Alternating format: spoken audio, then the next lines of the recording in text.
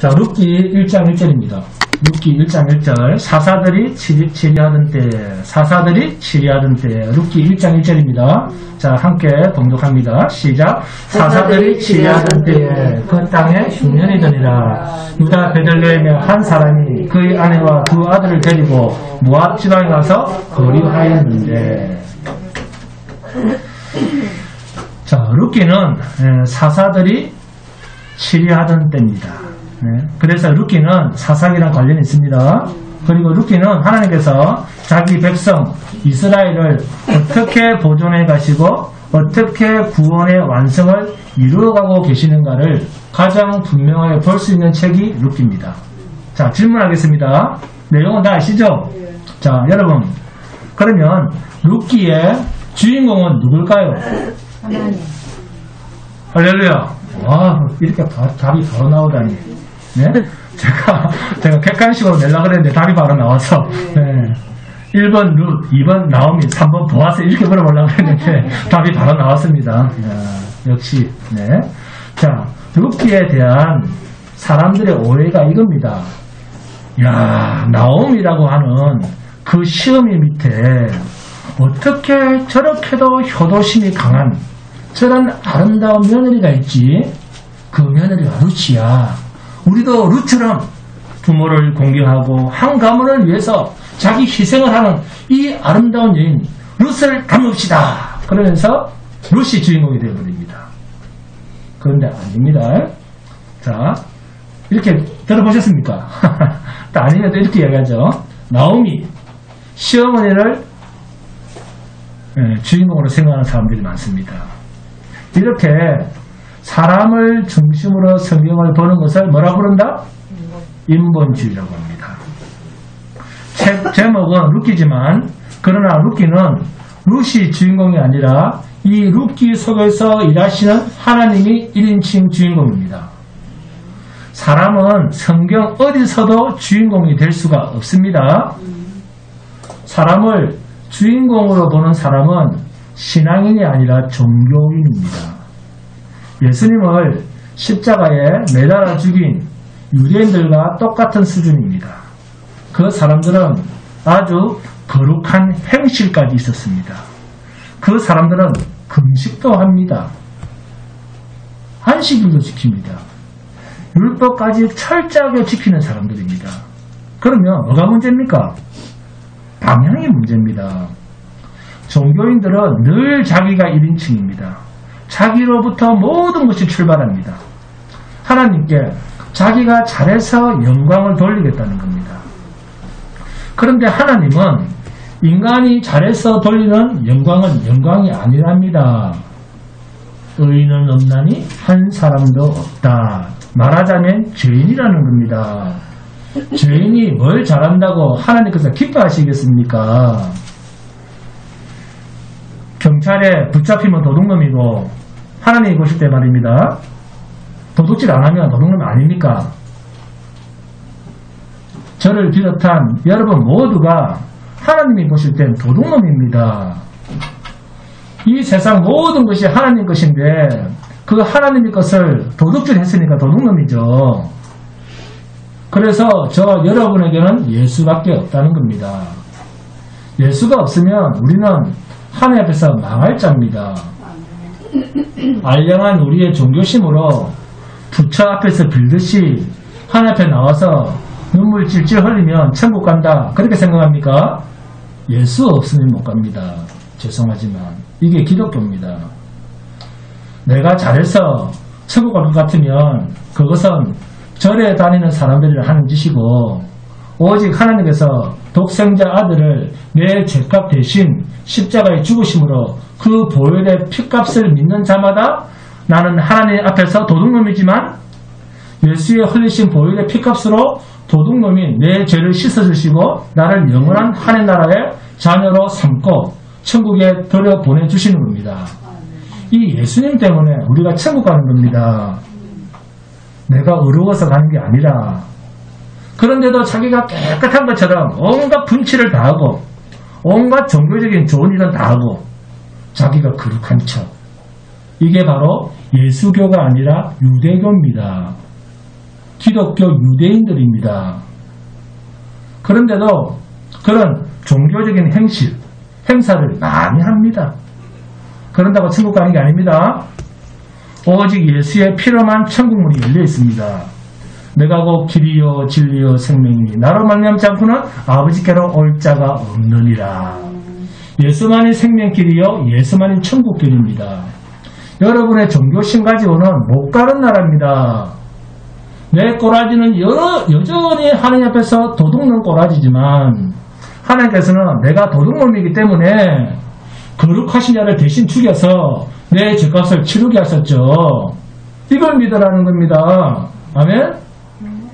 룻기는 보아스라고 하는 기업 물을 자를 통해서 하나님의 신실하신 구속의 진리를 선포하시려고 하는 것이 룻기를 기록한 기록 목적입니다.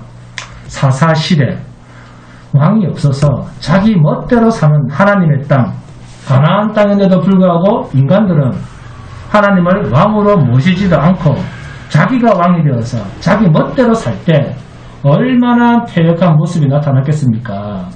동족을 죽이고 자기 잘난 체하고 이렇게 타락하고 저렇게 타락하고 걷잡을 수 없이 가장 타락한 모습이 사사시대의 이스라엘 백성의 모습이었습니다. 타락의 절정을 이룰 그때에 그 땅에 흉년이 드니라. 왕이 없고 혼란하고 타락할 대로 타락한 사사시대에 그러나 하나님께서는 룻기 마지막 절 룻기 4장 22절에서 오벳은 이새를 낳고 이새는 다윗을 낳았더라 하면서 룻기를 끝냅니다. 왕을 준비하고 있다 그 말입니다. 누가요? 하나님께서. 그렇게도 왕으로 섬기지 않는 그렇게도 타락한 이스라엘 백성 가운데서 하나님은 이스라엘의 패역 앞에서도 변함없이 그들의 행실에 실망하지 아니하시고 하나님 백성들의 그런 악한 모습에 대해서 죄도 물으시지 아니하시고 오히려 그 악한 자들을 구원하시기 위해서 왕을 예비하고 계셨다. 언제요? 사사들이 치리하던 때. 그때 시작한 룻기가 이새는 다윗을 낳았더라라는 말로 룻기를 끝내고 있습니다. 이 말은 대단한 의미가 있습니다. 왕이 없어 제 멋대로 살던 그때에 그 시대에 하나님은 왕을 예비하셨다. 그 다윗이 사무엘상 16장 1절에 가보시면 사무엘 선지자에게 너는 뿔에 기름을 채워가지고 가라. 내가 너를 베들레헴 사람 이새에게로 보내리니 이는 내가 그의 아들 중에서 한 왕을 보았느니라. 선택하였느니라. 그 말입니다. 보아스는 룻을 아내로 맞이해서 오벳을 낳게 됩니다. 그런데 룻기는 보아스가 오벳을 낳았더라 라고 끝내는 것이 아니라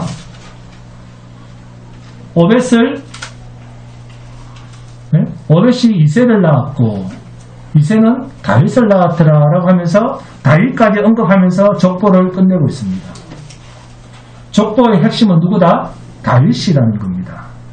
그런데 다윗의 족보를 말할 때 룻기의 주인공인 기업 물을 자인 보아스부터 시작하는 것이 아니라 룻기 4장 18절을 보니까 베레스의 계보는 이러하니라 하면서 베레스가 등장하고 있습니다. 그렇다면 이 베레스가 누굽니까? 창세기에 가보시면 베레스는 바로 유다에게서 난 아들입니다. 다말 아시죠? 다말이 자기 시아버지 유다에게서 기업을 이어가기 위해서 창녀처럼 변장해서 자기 남편도 시동생도 죽어서 다 없게 되자 창녀처럼 변장해서 시아버지에게서 기업을 잇도록 자식을 낳았는데 그 자식 이름이 바로 베레스입니다. 그래서 룻기 4장 15절을 보시면 여호와께서 이 젊은 여자로 말미암아 내게 상속자를 주사 내 집이 다말이 유다에게 낳아준 베레스의 집과 같게 하시기를 원하노라 하니라. 아멘. 하나님의 아들 예수님이 태어나는 족보에 이런 이방 여자 다말도 그 당시 가나안 여자 이방 여자라고 알려져 있는데 게다가 라합 기생 라합이 이 족보에 올라오고 예수님의 족보에 올라오고 이번에는 또 룻 이방 여자 모압 땅의 이방 여자가 예수님의 족보에 들어갑니다. 이렇게 뒤섞인 족보는 없을 정도입니다. 참으로 하나님의 놀라운 은혜가 아닐 수 없습니다. 그런데 성경은 다윗을 언급하는데 왜 유다 족보까지 올라가야 되는지 그 이유를 창세기 49장 10절에서 말씀을 합니다. 규가 유다를 떠나지 아니하며 통치자의 지팡이가 그 발 사이에서 떠나지 아니하기를 실로가 오시기까지 이르리니 그에게 모든 백성이 복종하리로다. 아멘. 실로가 오시기까지 이르리니 이 실로가 뭐죠? 누가복음 1장 31절에서 33절을 보니까 보라 내가 잉태하여 아들을 낳으리니 그 이름을 예수라 하라. 그가 큰 자가 되고 지극히 높으신 이의 아들이라 일컬어질 것이요 주 하나님께서 그 조상 다윗의 왕위를 그에게 주시리니 영원히 야곱의 집을 왕으로 다스릴 것이며 그 나라가 무궁하리라. 아멘. 예수 그리스도를 이야기하고 있습니다. 다윗의 족보는 하나님의 구속의 역사에 강력한 생명선을 이어주고 있습니다. 사사기 1장 65절에서는 그때에 이스라엘에 왕이 없으므로 사람이 각기 자기의 소견에 옳은 대로 행하였더라 라고 말씀을 마치고 있음에도 불구하고 이런 어지럽고 혼란한 사사 시대에도 하나님께서는 이렇게 자기 백성의 구원을 위한 왕을 준비하고 있었다는 것을 룻기를 통해서 우리에게 생생하게 증거해주고 있습니다. 그런 의미에서 룻기는 한 여인의 한 가문을 잘 섬기는 효심을 말하는 책이 아니라 하나님의 신실한 하나님의 구원의 약속의 성실한 성취를 위한 하나님의 구원의 흔적들을 보게 하시는 너무나도 소중하고 너무나 힘있는 은혜의 책임에는 틀림이 없습니다. 그리고 기업 물을 자라고 하는 말의 의미는 뭡니까? 첫 번째, 남의 빚을 갚지 못하면 남의 집의 종살이로 노예로 팔려가게 되어 있습니다. 이때 이 빚을 대신 갚아주는 자를 기업 물을 자 고엘이라고 합니다. 두 번째, 가난한 자기 친척의 빚을 대신 갚아주는 사람, 빚으로 땅이나 몸이 팔려서 그것을 대신 빚을 갚아주어서 대신 찾아서 자유케 해주는 자입니다. 세 번째, 친척이 자식이 없을 때 자식이 없어서 대가 끊어지게 되었을 때 그 대를 대신 이어서 해주는 자, 계대, 대를 잇게 해줘서 대신 자기를 던져주는 희생이 되어주는 사람, 룻기의 보아스처럼 자식들이 다 죽어서 친척 중에도 사람이 없어서 대가 끊어지게 되었을 때 그때 가까운 친척 중에서 그 가문의 대를 이어주는 사람, 고엘, 이 사람을 기업 물을 자라고 합니다. 그러니까 기업 물을 자는 첫 번째, 빚진 사람을 자유케 해주는 것, 둘째, 땅을 다시 회복시켜주는 것, 셋째, 자손을 이어주는 일, 마지막 네 번째로는 억울하게 죽게 되었습니다. 그래서 억울하게 죽었습니다. 그때 억울하게 죽은 사람을 대신해서 그 가문의 원수를 갚아주는 일을 기업 물을 자가 대신합니다. 그런데 이 기업 물을 자를 아무나 할 수 있느냐? 조건이 있습니다. 천수가 가장 가까운 친척부터 먼저 해야 됩니다. 그리고 억지로 하면 안 됩니다. 기쁜 마음으로 자원해서 해야 됩니다. 룻기 3장 11절에 나옵니다. 그리고 이제 내 딸아 두려워하지 말라. 내가 내 말대로 내게 다 행하리라. 내가 현숙한 여인인 줄을 나의 성읍 백성이 다 아느니라. 보아스가 기쁨으로 이 일을 하고 있습니다.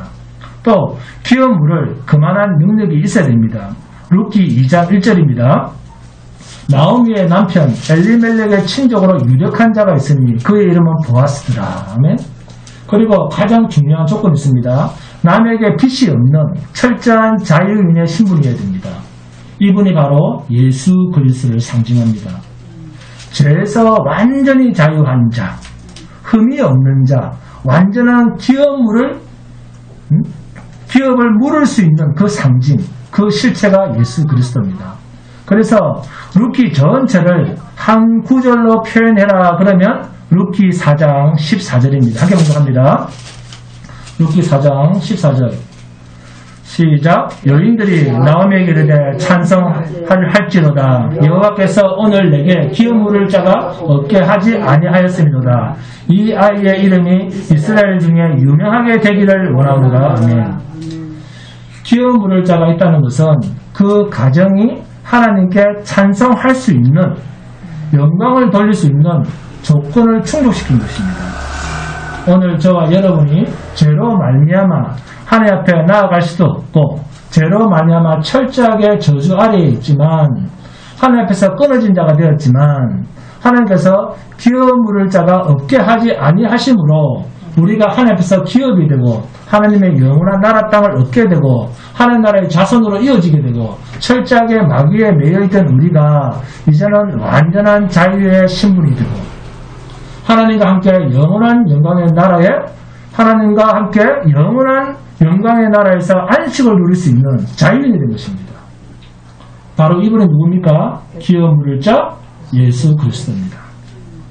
그래서 마태복음 20장 28절에 인자가 온 것은 섬김을 받으려 함이 아니라 도리어 섬기려 하고 자기 목숨을 많은 사람의 대성물로 주려 함이니라. 당신님의 피로 우리의 죄값을 대신 지불하시겠다는 겁니다. 대성물, 속전입니다. 주님께서는 우리의 가장 무거운 빚, 죄의 빚, 죽음의 빚까지 십자가에서 대신 갚아주시고 죽으신 것입니다. 이분이 하나님이면서 인간의 몸이 되어 오신 예수 그리스도입니다.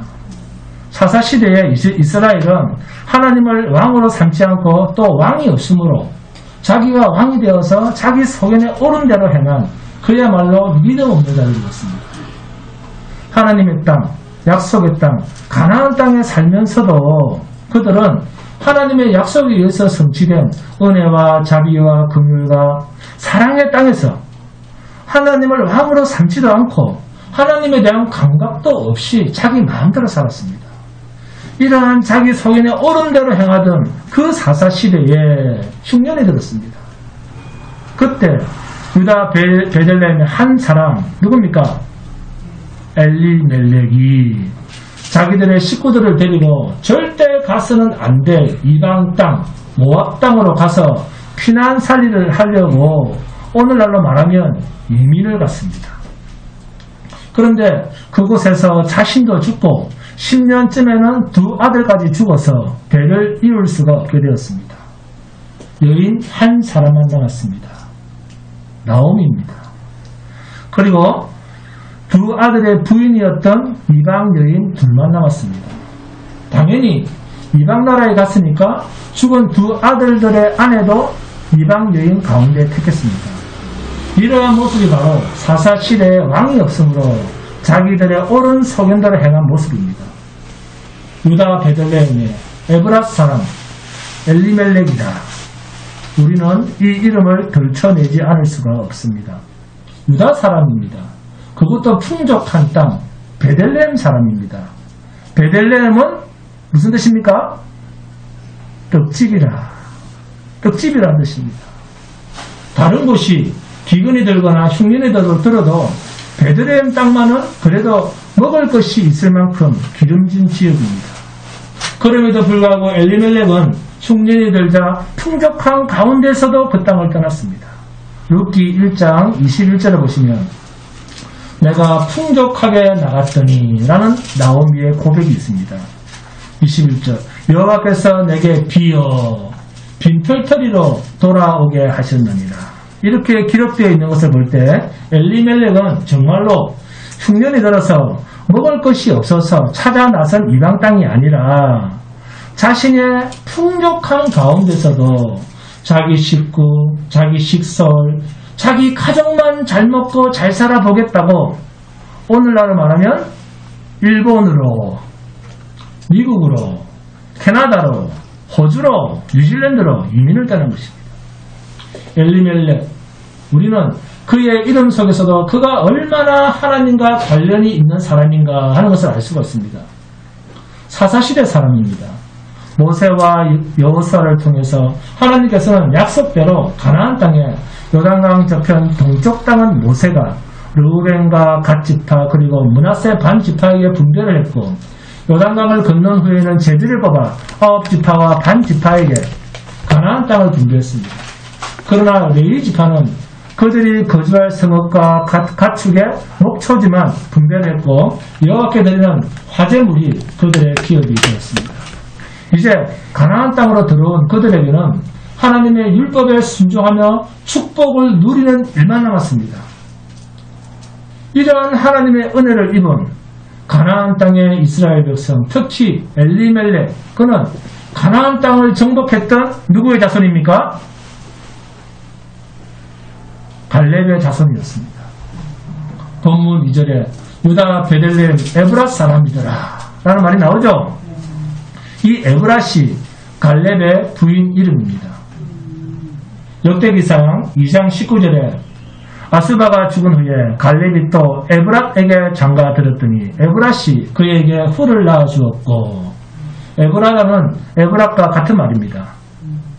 가나안 땅을 정복했던 갈렙의 부인 이름이 에브랏입니다. 그러니까 에브랏 사람들이더라 라는 말은 엘리멜렉 이 가족은 베들레헴에서 대대로 살아온 사람들이었더라 그 말입니다. 그런데 모든 이스라엘 백성들은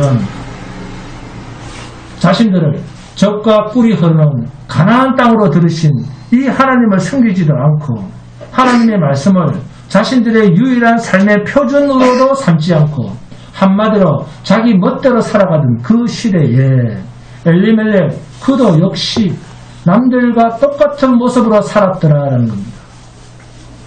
하나님의 역사가 이 타락한 도성 이스라엘 백성들이 사는 이 가나안 땅에 또다시 하나님의 징계의 역사가 일어나고 하나님의 채찍의 역사가 일어나서 그들 이스라엘 백성들을 회복해야 된다라고 하는 이 거룩한 소원이 엘리멜렉에는 없었다. 오히려 자기만 살 궁리를 합니다. 그래서 쏜살같이 풍족한 땅 베들레헴을 등지고 가서는 안 될 이방 땅으로 도망을 갑니다. 하나님에 대한 감각이 전혀 없습니다. 여전히 사람의 생각과 사람의 행동만 있습니다. 여러분 너무 야속하지 않습니까? 인간끼리 일어난 일도 조상이 준 땅일지라도 우리 조상님들이 그렇게 애를 써서 우리에게 주신 땅인데 우리 어머니가 그렇게 애를 쓰셔서 주신 건물인데 우리가 이렇게 쉽게 버리고 떠날 수가 있겠나? 이 정도 생각은 인간이라면 누구나 할 수 있는 양심 아닙니까? 어떻게 엘리멜렉은 하나님께서 전쟁을 통해서 당신님의 약속을 이루시기 위해서 그 땅에서 거룩한 전쟁을 하시고 승리하시고 자기 백성들을 들이시고 심지어는 태초부터 새날까지 하나님의 눈이 머무르는 가나안 땅인데 흉년 하나 들었다고 그렇게 쉽게 가지 말아야 할 땅으로 도망질할 수 있느냐 그 말입니다. 태초부터 새날까지 여호와의 눈이 머무르는 곳 그곳이 가나안 땅입니다. 그런데도 불구하고 그들은 하나님에 대한 감각이 없었습니다. 이게 너무 이상하고 야속하지 않습니까? 인간적으로 생각해보면 말입니다. 하나님께서 이스라엘 백성들을 아껴보시지 아니하는 그런 참담한 이스라엘 모습들을 사사시대에 사사들이 바뀌어져 가면서 이스라엘이 겪는 이방 나라의 침략을 당하고 압박을 당하는 그런 일에서 엘리멜렉은 아마 이스라엘의 그런 참담한 모습을 본 것 같습니다. 그렇다면 이스라엘의 흥망성쇠가 전능하신 하나님의 손에 있다라고 하는 이 사실을 그는 인정해야만 했습니다. 그럼에도 어떻게 흉년이 들었다고 어려움이 닥쳤다고 가지 말아야 할 이방 땅으로 갈 수 있단 말입니까? 장소를 옮겼다고 문제가 해결이 됩니까? 장소 한번 옮기면 문제가 해결이 됩니까? 풍족한 땅에 가면 인생의 모든 문제가 해결이 됩니까? 정말 그렇습니까? 여러분, 세상에서 물질 문제만 해결되면 모든 문제가 만사형통입니까? 정말 그렇습니까?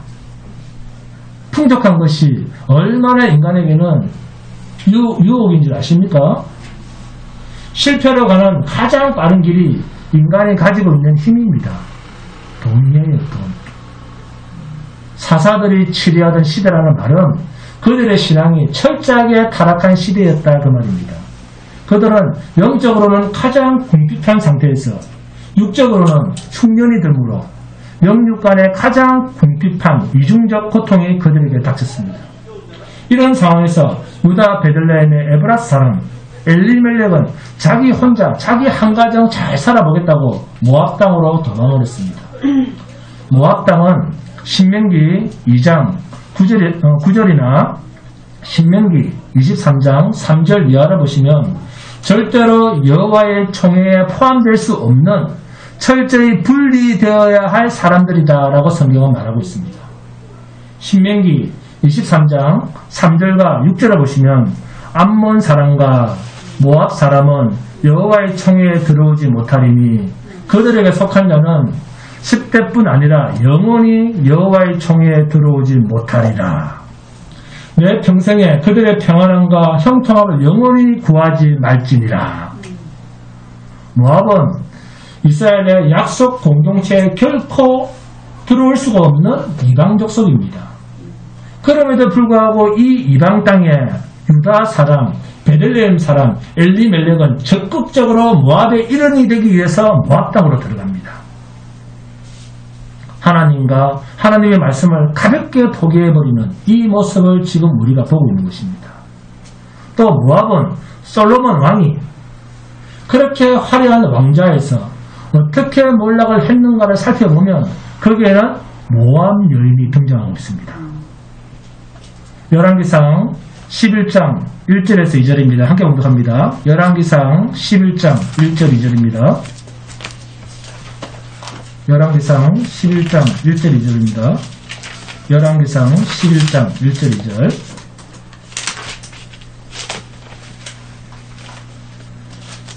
시작. 솔로몬 왕이 바로의 딸 외에 이방의 많은 여인을 사랑하였으니 곧 모압과 암몬과 에돔과 시돈과 헷 여인이라. 여호와께서 일찍이 이 여러 백성에 대하여 이스라엘 자손에게 말씀하시기를 너희는 그들과 서로 평온하지 말며 그들도 너희와 서로 평온하게 하지 말라. 그들이 반드시 너희의 마음을 돌려 그들의 신들을 따르게 하리라 하셨으나 솔로몬이 그들을 사랑하였더라.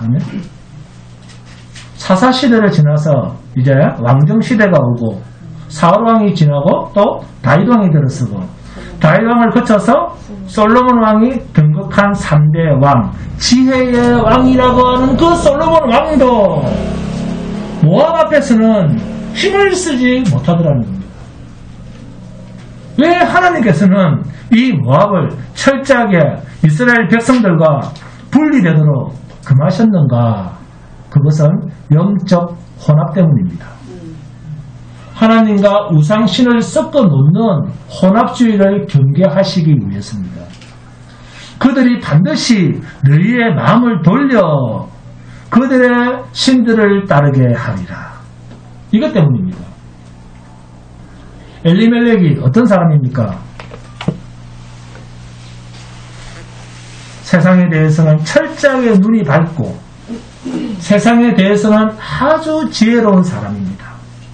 그런데 이것이 하나님께도 지혜로웠으면 좋았겠는데 하나님은 그런 것을 허용하시지 않습니다. 세상에 대해서 눈이 밝은 사람은 하나님께서는 하나님에 대해서는 아예 보지 못하도록 아예 눈을 감겨버리십니다. 엘리멜렉은 신약에 돌아온 탕자일 수도 있습니다. 아버지가 죽지도 않았는데 작은 아들은 상속할 자신의 몫을 달라고 해서 풍족한 아버지의 집을 떠나 먼 이방 나라에서 허랑방탕하게 살다가 결국 빈털터리가 되어서 이제는 먹을 것이 없어서 돼지가 먹는 쥐염 열매를 먹게 되자 완전히 몰락한 상태에서 아버지의 집을 찾아 돌아오는 그 작은 아들처럼 엘리멜렉은 이방 땅에서 죽어 찾아올 수도 없게 되어 아내만 찾아오는 그 풍족한 떡집이 텅텅 빈 흉가가 되고 빈집이 되어버렸습니다. 어느 시대를 막론하고 인간 사회는 이렇게 다른 사람들은 다 죽겠다고 아우성을 쳐도 그 중에는 나만 잘 먹고 잘 사는 사람도 있습니다. 흉년이 들었음에도 불구하고 엘리멜렉 그 집은 잘 먹고 잘 살았던 것 같습니다. 자, 여기서 질문 하나 하겠습니다.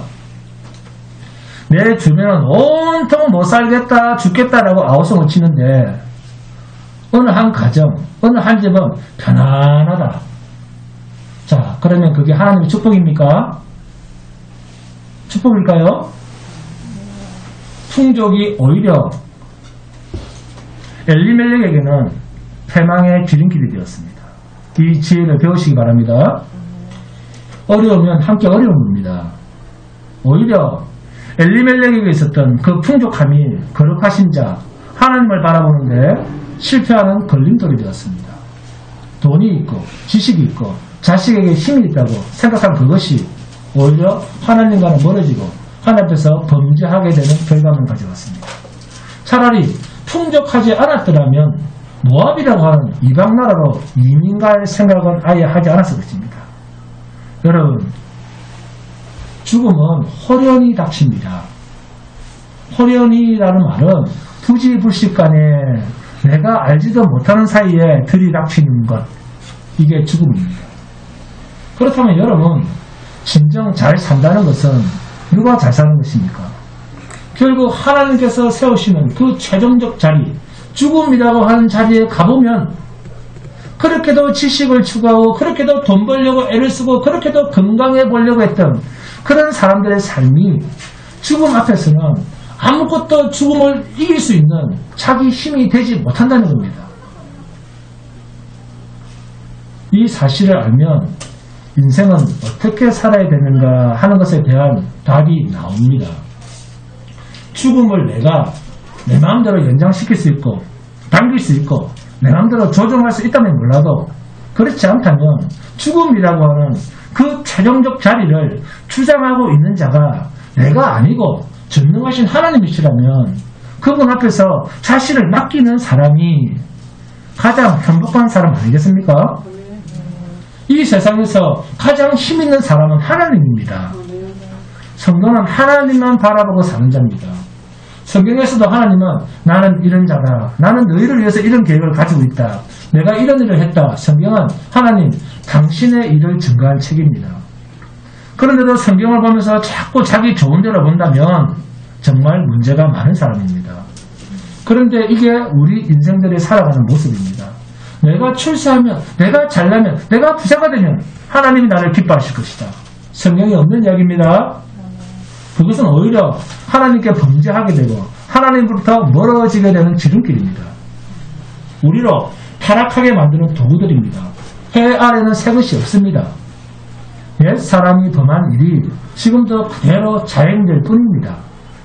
우리 선조가 죄짓던 그것을 오늘날도 그대로 이 세상에서 죄가 나오는 거예요.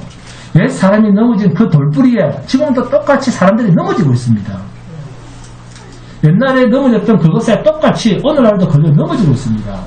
잘나고 싶은 사람은 지금도 잘나고 싶어하고 그 옛날 잘나고 싶었던 사람이 하나님 앞에서 죄를 짓듯이 지금도 잘나고 싶은 사람은 하나님 앞에서 죄를 짓는 대로 간다 그 말입니다.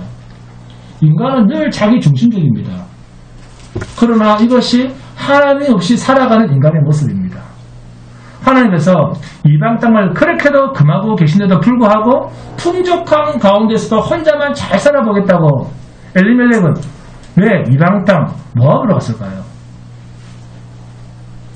그것은 영적으로는 완전히 패배했다는 것을 엘리멜렉이 인정한 이민입니다. 나는 영적으로 완전히 패배한 사람입니다. 더 이상 나에게는 영적인 것을 회복할 능력이 없다라고 하는 것을 자기 중심적인 생각이 그러하여금 모압 땅으로 가게 한 것입니다. 여기에서는 내가 더 이상 별 볼 일이 없어. 하나님을 내가 더 이상 잘 믿을 능력도 없어. 그럴 바에야 이 육신이라도 잘 먹고 잘 살아야지. 여러분, 하나님보다 자기 자신에 대한 기대를 먼저 포기하는 것, 이 패배주의의 원인은 자기 자존심입니다. 열등감은 자존심이 강한 사람에게 나타나는 하나의 증상입니다. 이러한 모습은 특히 잘나고 싶은 사람이 큰 사람에게 하나의 열등감으로 강하게 드러납니다.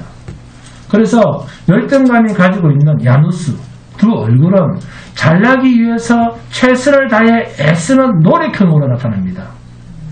그런데 그런 애쓰는 노력형의 그 뒷모습에는 항상 자기 일에 쉽게 좌절하는 두 얼굴을 당사자는 늘 자기 속에서 보게 됩니다. 교만하고 싶고 잘나고 싶은 자존심이 강한 사람에게 있는 이 두 얼굴이 바로 한쪽으로는 엄청난 노력형으로 또 다른 한편에서는 좌절감으로 눈물로 어두운 그림자를 동시에 가지고 있습니다. 이것은 내가 얼마나 자존심이 강한 자인가 하는 것을 알 수 있는 시험지기도 합니다. 남들보다 많이 애쓰는 사람, 정말 노력하는 사람, 노력형, 그리고 그 노력하는 사람 뒤에 숨어 있는 철저한 자기 좌절감, 이 두 가지를 자존심이 강한 사람일수록 양면을 다 가지고 있습니다. 영적으로 무기력한 모습, 거룩한 싸움과 싸워보지도 않고 백기를 들고 항복하는 모습, 겉으로는 이스라엘 백성인데 나 예수 믿는데, 그러나 그 사람의 속을 들여다보면 진정한 하나님이 없는 이방인과 방불한 자, 그 사람을 우리는 엘리멜렉 속에서 이런 이중적 모습을 보고 있습니다. 오늘날도 이 엘리멜렉과 같은 이중적 그리스도인들을 우리가 얼마나 많이 봅니까? 사탄의 풍요로운 미혹 속에서 그러나 하나님을 향해서는 한없이 무기력한 모습, 그러면서 늘 그런 모습이 좋은 것처럼 자기 속에 옳은 대로 사는 모습, 이게 영적으로 패배주의로 사는 자의 모습입니다.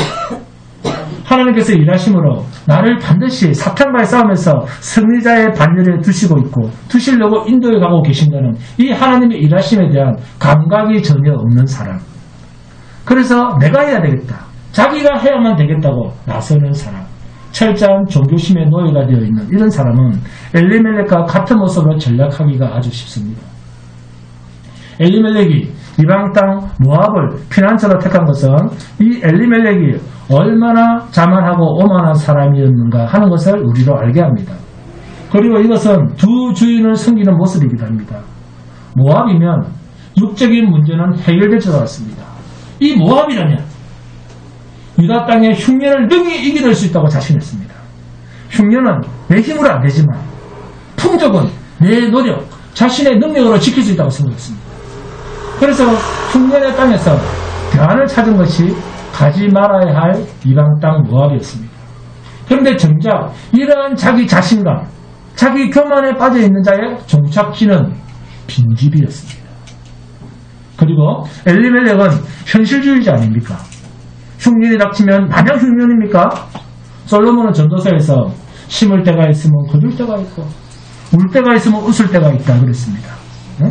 흉년이 오면 풍년도 옵니다. 믿습니까? 그래서 기다릴 필요가 있는데 엘리멜렉은 철저하게 현실주의자였습니다. 엘리멜렉은 하나님의 일하심에 대한 안목이 없었습니다.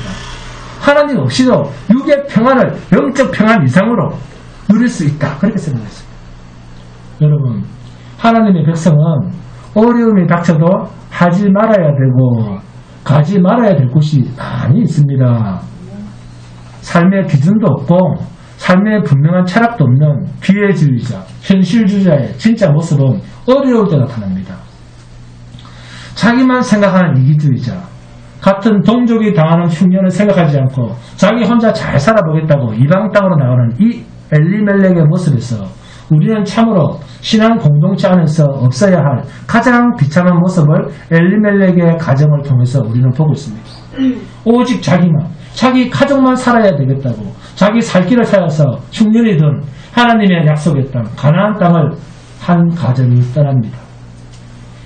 이방 땅으로 가면서 흉년의 모든 고통은 남아있는 백성들에게 다 떠넘기고 떠나버리는 이 철저한 이기주의자, 하나님의 자비와 은혜와 긍휼로 살아남아서 들어간 그 약속의 땅 유다 땅의 엘리멜렉, 그에게는 도무지 하나님의 자비의 흔적을 찾을 수가 없습니다.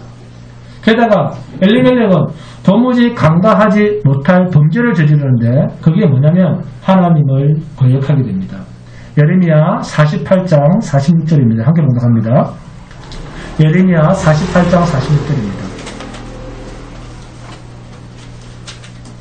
예레미야 48장 46절입니다. 예레미야 48장 46절입니다. 예레미야 48장 46절. 자, 함께 공부합니다. 시작. 모압이여 내게 화가 있도다. 그모스의 백성이 망하였도다. 내 아들들은 사로잡혀갔고 내 딸들은 포로가 되었도다. 그 당시 모압 땅은 우상을 섬기는 우상신이 있었습니다. 그 모압의 신 이름이 그모스입니다. 룻기 1장 15절을 봅니다. 룻기 1장 15절. 룻기 1장 15절 시작. 나오미가 또 이르되 보라 내 동서는 그의 백성과 누구요? 그의 신들에게로 돌아가니 너도 너의 동서를 따라 돌아가라 하니 그모스라고 하는 신입니다. 하나님을 섬기지 않고 우상을 섬기는 모압 땅으로 내려가겠다는 것은 하나님의 말씀을 정면으로 거역한 불경죄 중에 가장 불경스러운 죄를 엘리멜렉이 범하고 있습니다. 이것이 바로 사사시대 이스라엘 백성, 하나님이 택한 백성인 이스라엘이 자기 소견에 옳은 대로 행한 너무나도 믿음이 없는 불신앙적 삶의 전형을 엘리멜렉의 가정을 통해서 우리가 보고 있는 것입니다. 모압 땅으로 떠난 이 엘리멜렉에게서 우리는 참으로 불쌍한 한 신앙인의 가정을 보고 있습니다. 엘리멜렉이 하나님의 자비의 땅, 약속의 땅, 사랑의 땅, 긍휼의 땅, 가나안 땅에 흉년이 든 것을 보다 즉시 요단강 건너편 모압 땅의 풍요로움을 보면서 바꿔치기 하는, 인위적으로 행복과 불행을 바꾸려고 하는 엘리멜렉의 환상, 여기에 여러분 속지 마시기 바랍니다. 성도의 삶의 고난의 흔적이 눈에 보이는 세상의 부귀 영화에 빼앗기면 그 사람의 인생의 끝은 해밍웨이의 노인과 바다처럼 자신이 목숨 걸고 잡아서 지켰던 그 고기가 육지에 도착해 보니까 어떻습니까? 그 고기가 뼈만 앙상하게 남았던 것처럼 그 사람의 인생의 말로도 결국 뼈만 앙상하게 나게 됩니다. 엘리멜렉과 모압 땅, 이것은 바로 인간의 실존의 허무함을 글로 쓴 해밍웨이의 노인과 바다를 그대로 연상케 하는 장면이기도 합니다. 해밍웨이는 나중에 스스로 자살해서 죽습니다. 그렇다고 엘리멜렉도 자살했다 그런 말은 아닙니다. 그게 아니라 엘리멜렉과 모압 땅은 대제국, 미국과 인생이라고 하는 해밍웨이 이 작가의 인생까지 포함해서 미국이라고 하는 이 거대한 힘을 추구하는 대제국이 마지막 맞이할 대제국 미국의 몰락, 인생 종착역의 그 비참함을 우리는 성경의 룻기를 통해서 엘리멜렉의 한 가정의 몰락사를 보면서 비교하면서 보고 있는 것입니다. 가나안 땅, 유다 베들레헴을 바라보시는 태초부터 새날까지 일하시고 완성하시는 이 하나님의 신실하심을 우리 인생이 다하는 그날까지 굳게 믿고 우리는 따라가야 됩니다. 기다리고 하나님께서 한없이 기다려주셔도 철부지 인생을 벗어나지 못하는 성도 이스라엘, 그래도 두 팔 벌려 기다리고 계시는, 우리를 포기하지 아니하시는 이 하나님의 풍성하신 긍휼의 마음, 이 하나님의 마음을 헤아리는 자가 진정 성령이 계신 자 아니겠습니까? 성령은 하나님의 깊은 속을 헤아리는 분이시라고 고린도전서 2장 9절 이하에서 말씀합니다. 이 성령이 성도에게 임재해 계신 것은 우리가 하나님의 마음을 헤아리도록 역사하시기 위해서 성령이 우리 안에서 일하고 계십니다. 그렇다고 하면 성도는 세상 땅의 풍년에서도 하나님께서 인도하시는 가나안 인생이 좀 더 고단하고 협착하고 힘든 길이라도 풍요로운 세상의 시선이 빼앗겨서는 안 됩니다. 예루살렘아 예루살렘아, 마태복음 23장 37절 38절입니다. 예루살렘아 예루살렘아, 선지자들을 죽이고 내게 파송된 자들을 돌로 치는 자여, 암탉이 그 새끼를 날개 아래에 모음같이 내가 내 자녀를 모으려 한 일이 몇 번이더냐. 그러나 너희가 원하지 아니하였도다. 보라, 너희 집이 황폐하여 버림바 되리라. 이스라엘, 예루살렘을 향한 주님의 탄식입니다. 여러분, 하나님의 나라에 속한, 그러나 이 세상 속에 있는 성도에게는 이 세상 그 어디에도 도망갈 처소란 우리에게 없습니다. 아무리 우리가 사는 삶의 형상이 가난하고 우리 인생길이 험하고 아무리 세상 사람들이 볼 때 자랑할 것이 없어 보여도 그것이 하나님을 떠나고 성도의 삶을 떠나고 세상의 풍요로움을 따라가는 변명은 될 수가 없습니다. 그리스도 예수만이 우리의 유일한 도피성입니다.